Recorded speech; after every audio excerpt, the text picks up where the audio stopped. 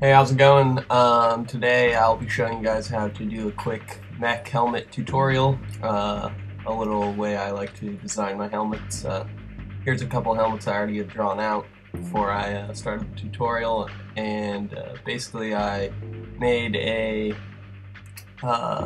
layer, lowered the opacity, and started doodling.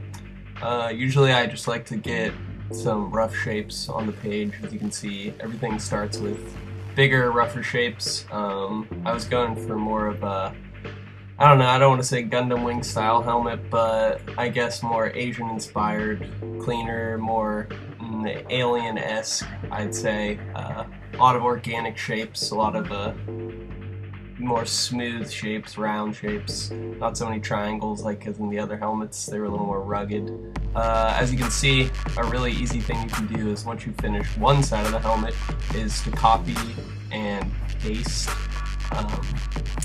the side of the helmet that you like more. And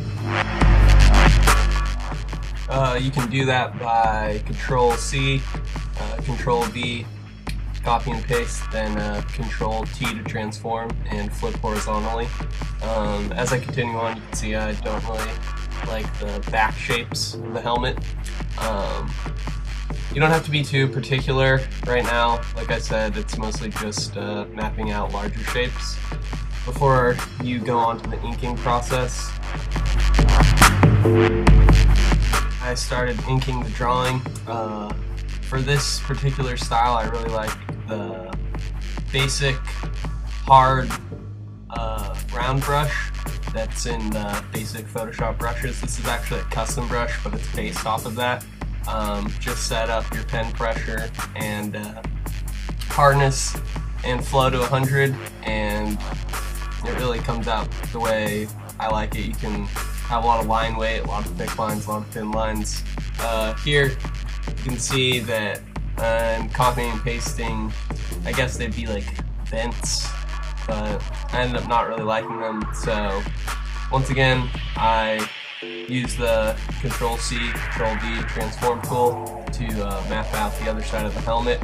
Right here, I'm just trying to figure out what's going to go in the middle. It doesn't exactly have to be symmetrical yet, because you can always Control-C, Control-V, and make the helmet symmetrical. Right now I'm just adding little nuts and bolts to the actual helmet, the little details. Once you get all the big shapes in is when the fun starts. You can add all the little doodads that accompany the helmet.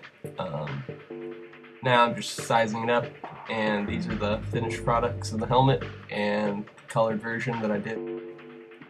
From about start to finish, this took me about an hour. Coloring took me 10 minutes.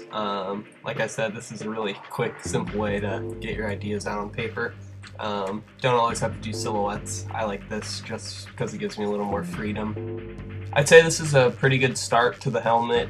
You could do a lot more to it if you wanted to. That's what's so cool about I'd say this particular style. If you want to add more later, it's really easy to go back in and keep adding color, keep adding more details. So I'd say it's probably my favorite way to start any type of concept, really. Weapons, armor, helmets, etc. It's really fun. Thanks for watching. Bye.